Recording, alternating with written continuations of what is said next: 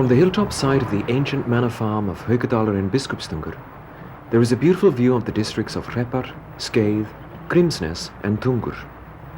Also visible are the steaming hot springs at the foot of the mountain Laugafell, including the famous Geysir. The farm Haukadalr enjoyed its highest prestige during a period in medieval Icelandic history known as the Icelandic Commonwealth. Then a powerful family called the Haukdælir occupied the estate and made it into a renowned center of learning. The farm stood on high ground, but it was sheltered in the southeast by the vast uplands of Haukadalsheiði. Today, this is an area of windswept heath, alternating with hollows, reaching as far as the glacier Langjökull. Haukadalr and Haukadalsheiði are not far from the well-known tourist sites Geysir and the waterfall Gullfoss.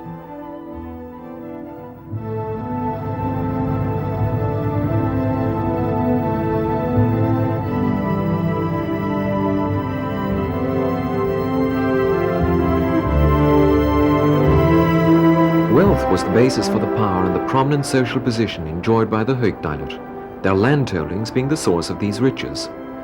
It would indeed be interesting to be able to put oneself in their shoes and look out over this land as it would have appeared to them. There are many hot springs on the land belonging to the estate, and written sources, place names, and various botanical and soil analyses indicate that there were once large wooded tracts as well.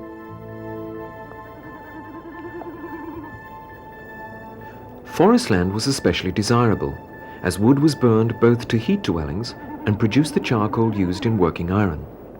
It was also needed for the frames of turf houses, and the leaves from the trees provided fodder for farm animals. In the course of the settlement of Iceland, large tracts of the birch woods which had completely covered the land were cut down, especially near farms and in the uplands. The poem Bræðrabiti by Stefán G. Stefánsson describes the way the land has been treated for centuries. For 1,000 years, men have sought brushwood and hay from this land, each new occupant able to strip and scrape it even cleaner than the one who came before.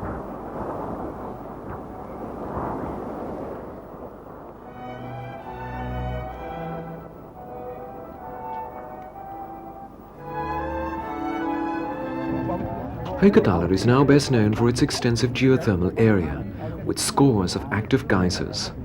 The most famous of these gushing springs is Geysir, whose majestic eruptions have now, however, become quite rare. Nevertheless, the magic of Geysir and other hot springs, such as Strákur, still attracts tourists to the area.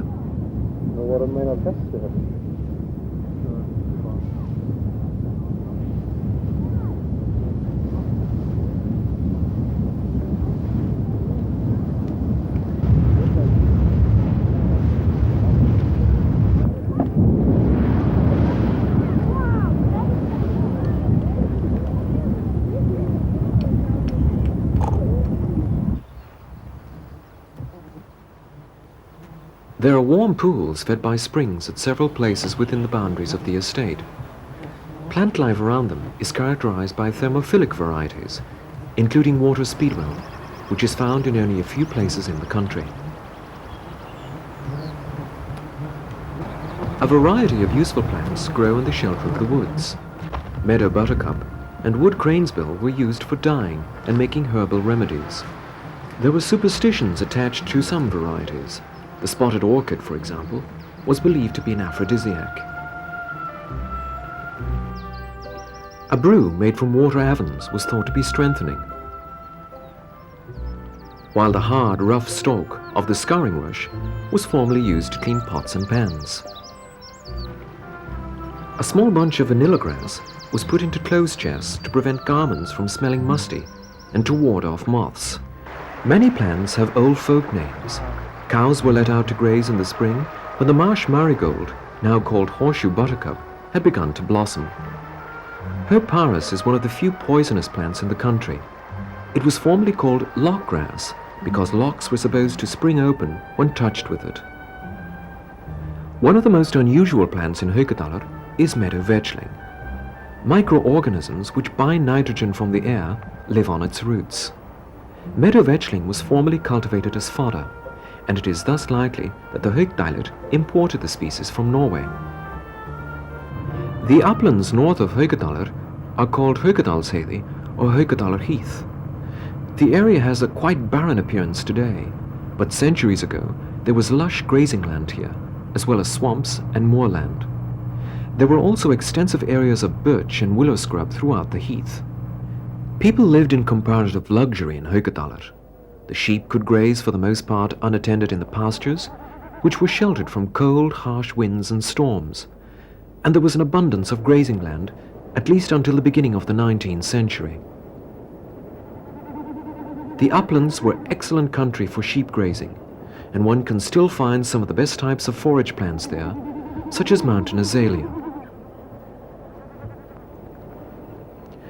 The land register compiled by Árni Magnússon and Páll Vídalín in 1790 says that Haukadalur and the adjacent tenant farms could support farm animals, consuming an amount of hay equivalent to that necessary to keep 28 cows.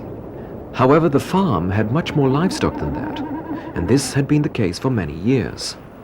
Cattle not used for milking, such as calves, and cows which had not calved that year, were sent out to forage for food and caused considerable damage by eating the leaves from young trees and bushes. The land register also reports that the woods were sorely depleted, that there was sand blowing in the northern reaches of the estate, and that it was likely that more damage would occur in the course of time. The author's predictions certainly proved accurate, as wind erosion in the north increased every year, and grazing continued to be far in excess of what the land could bear. The uplands sustained the most damage, although some patches of vegetation survived for a time in places where grazing was lighter. Studies have shown that soil erosion in Haukadalur took place almost exclusively after the settlement of Iceland. The unbroken area of vegetation is now only 15% of what it once was. It is estimated that there were once 230 square kilometers of vegetation cover on Haukadalsheiði, but there are now only 40 square kilometers remaining. The soil, about 270 million cubic meters, has mostly blown out to sea, but it has also accumulated in areas of vegetation not yet affected by wind erosion. A few erosion fronts have withstood the gnawing effects of time, and one can still see examples of the kind of growth which once covered the uplands.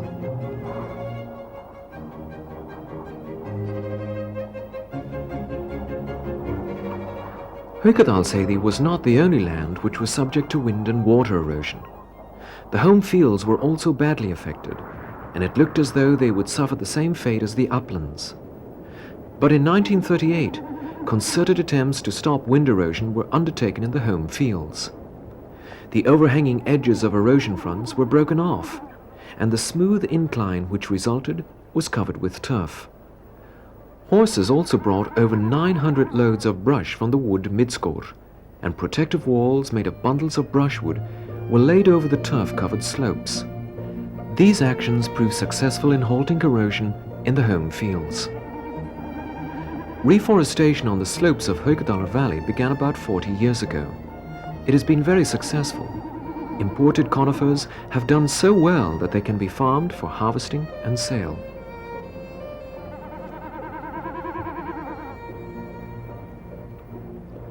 Haukadalsheiði was made a protected area in 1963. Fences put up by the State Land Reclamation Service enclose 7,000 hectares of rock flats, gravel, soil and sand. Every attempt has been made to stop wind erosion and reclaim barren areas.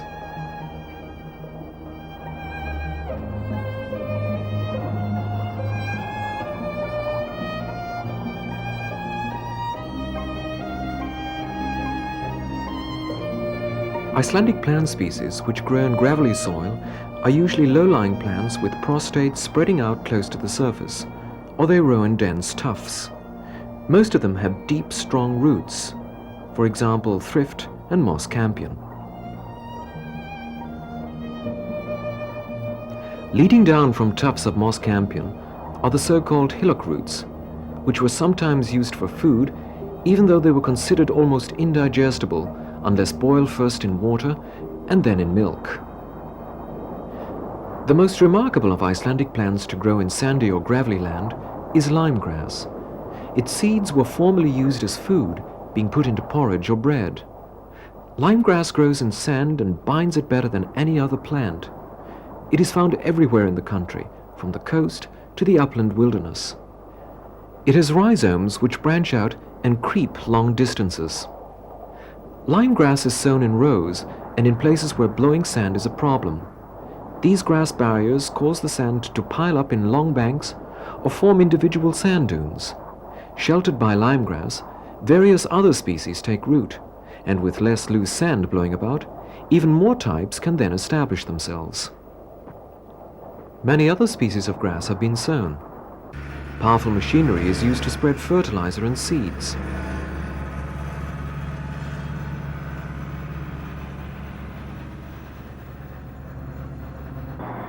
Even planes have sometimes been utilized to increase productivity.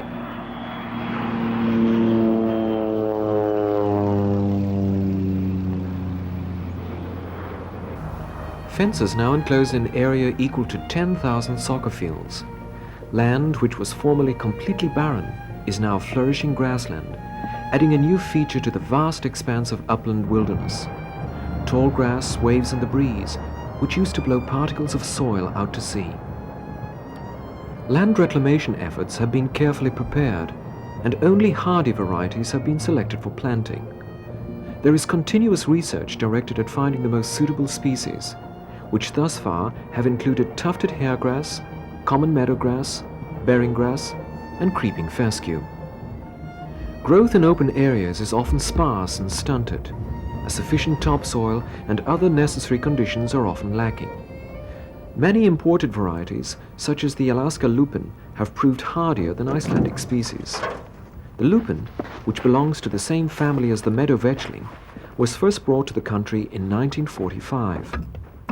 It also has microorganisms living on its roots, which bind nitrogen from the air, and the lupin benefits from this process. This variety can therefore grow in completely barren, gravelly areas, and it is ideal as a pioneer in places where further cultivation is planned. Even though the small plants don't look very likely to survive just after they have been put into the ground, their vitality is almost incredible. Within a few years, the lupin will have created rich clods of earth and will be in full bloom around the middle of June. The destructive forces of weather never give quarter, and a variety of tactics must be used in the battle against soil erosion and the loss of vegetation cover. Farmers in Biskupstungr have donated bales of hay, their contribution to land reclamation in Haukadalsheiði. The bales are stacked in such a way as to provide a barrier against the most damaging winds. It is hoped that they will stop wind erosion and give plants a chance to develop in the shelter of this protective wall. Other well-wishers, including the oil company Orlis and the Rotary movement, have also supported the effort to encourage new growth on Haukadalsheiði. Their efforts testify to the nation's determination to stop soil erosion and cultivate the land in order to increase its vegetation cover.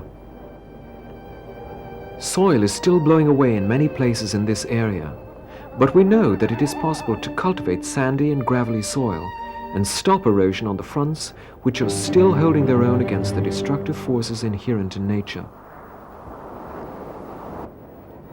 The history of the ancient manor farm of Haukadalur in Biskupstungr can teach us a great deal, because it not only clearly illustrates the effects 11 centuries of human settlement have had on the land, but also how the quality of the land and its usefulness can be restored. We should bear in mind that the weather here is no less harsh than in many other countries, growing conditions no worse, and vegetation no more sensitive than in many other places. Land reclamation is thus simply one of many tasks which must be pursued with perseverance, care, and determination.